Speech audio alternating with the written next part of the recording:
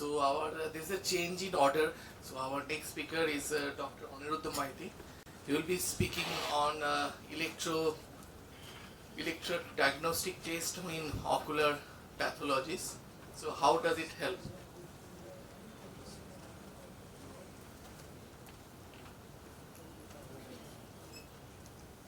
Thank you, Krishnendu. Well, my topic is electrophysiological imaging in macular disorder. Why and when? Well, electrophysiological test, at times it's very confusing. We are confused what to test, or rather when to test, and what type of test needs to be ordered. So let's see if we can simplify the things. Most of the time, actually, the test is ordered like as in a battery of tests. Not a single test is, sometimes we need to do one test, get an clarity where is the pathology, and then advise the other electrophysiological test. So to know the basics of the test, the ERG, which reflects the function of the photoreceptors and the inner nuclear layers of the retina.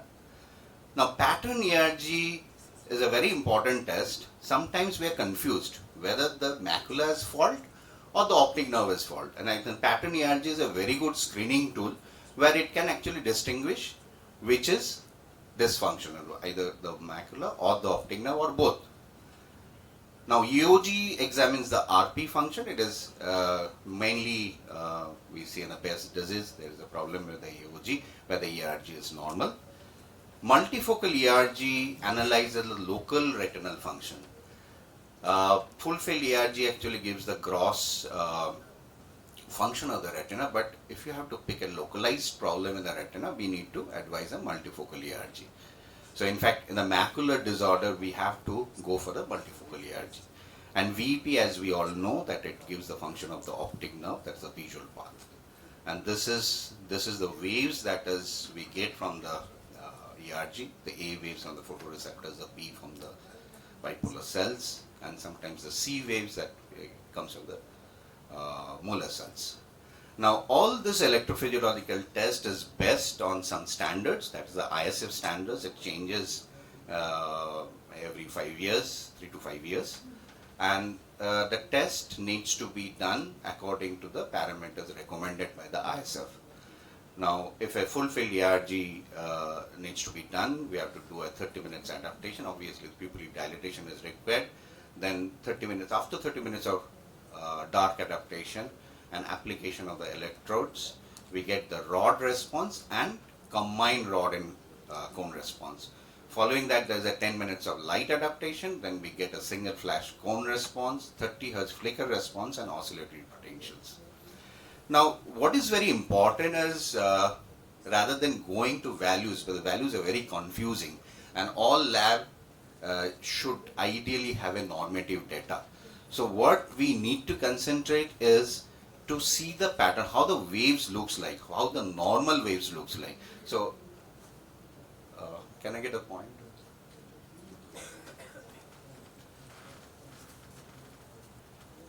So this is how the rod response looks like. This is a mixed response, that is combined rod and cone response. The oscillatory response, this is the cone response, and 30 Hz response. When there is a fault with the cone, then we will concentrate over here whether the pattern is disorganized. Like rather than going for the values, it becomes very confusing. And it depends on several factors like stimulus duration, stimulus interval, pupillary size, age of the patient, and on medications. So, as I was saying, this is how the normal ERG, the full ERG should look like. This is the rod response, this is the combined, and this is the cone response. And if you see in the congenital stationary night blindness, the rod response is flattened out, and there is a very typical negative ERG in the combined response. The cone response, on the contrary, might be normal or a little bit subnormal. In RP, retinitis pigmentosa, all of this full field ERG is actually flattened in a very early stage. So we need to depend on the multifocal ERG to pick up the localized area which the retina is functioning. And achromatopsia and cone dystrophy, you can see the rod, the combined is almost normal, but the problem is with the rod response. So you can actually detect where the pathology lies.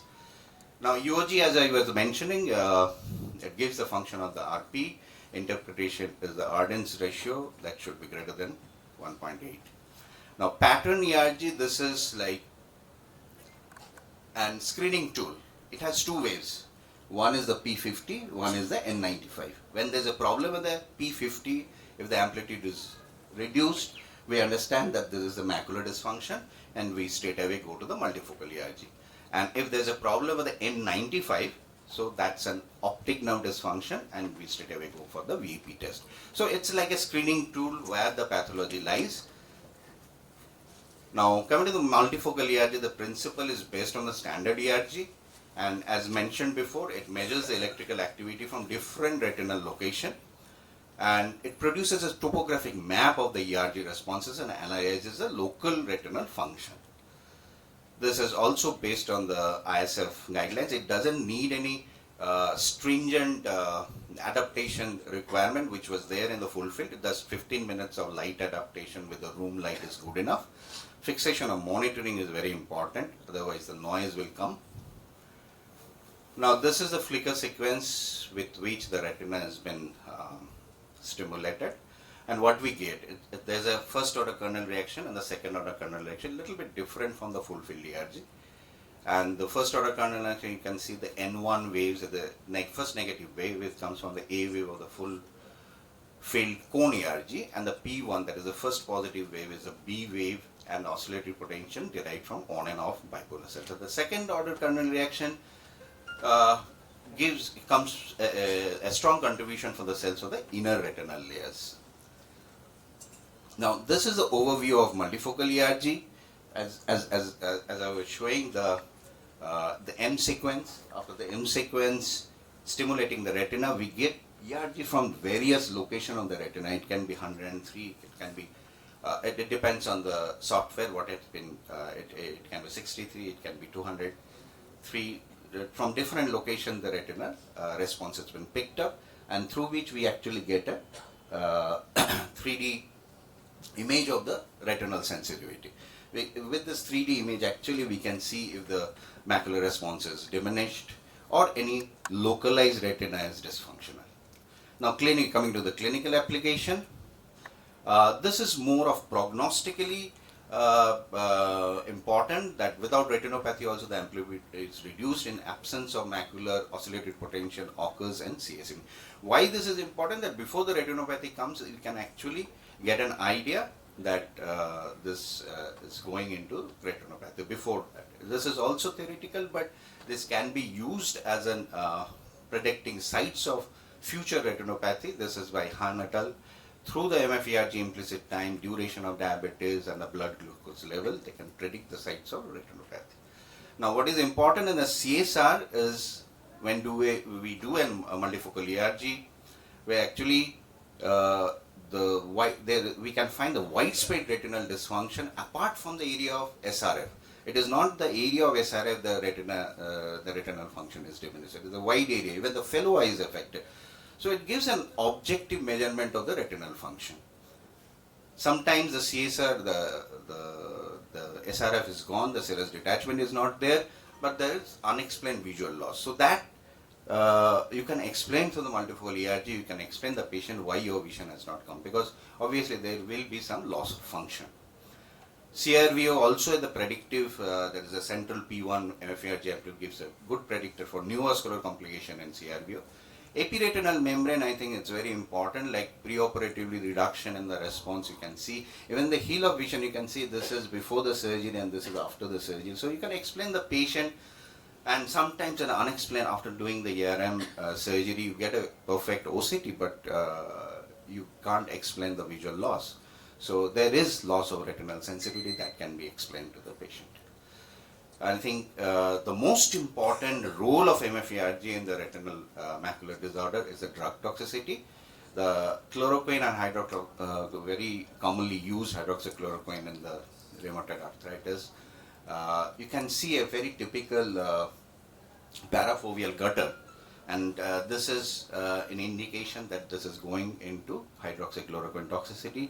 And what is important is, at this stage, if you can stop the medicine, it is reversible. Once the bullseye maculopathy happens, it is not reversible. So there is a great role of MFARG in the drug toxicity. There are other medicines like levothyroxine, amiodarone, sildenafil, ethambutol, tamoxifen. So obviously in hydroxychloroquine there are other tests, but MFARG is one of the tests.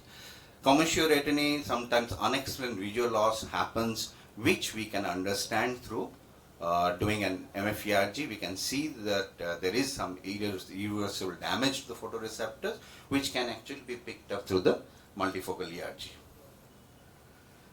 Some hereditary disorders where we can actually use MFERG in a very early stage when the EOG cannot pick up the standard Stargardt macular dystrophy or fundus, fovea maculatus, early stage can pick up, the MFERG can pick up. Few more slides.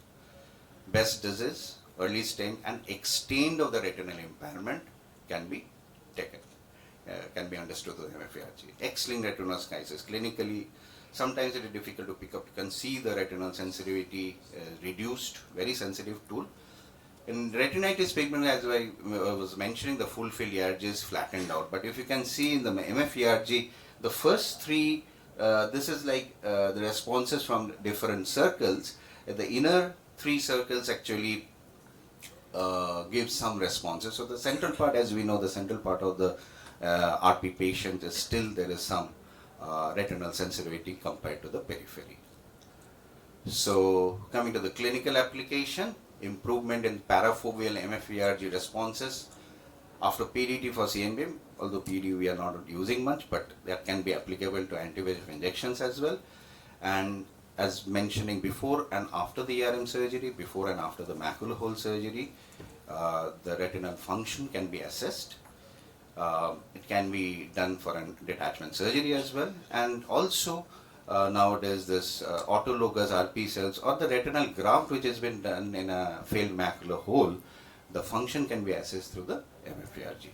So the take home is the P1 waves of the first order kernel reflects the outer retinal responses, the second order kernel responses from the inner retinal response. In the clinical practice, what it does, it evaluates the macular function, detect the local retinal disorders, estimate the therapeutic effect of any surgery like ERM, macular hole, or any medicines, what is the effect on the retina. Thank you.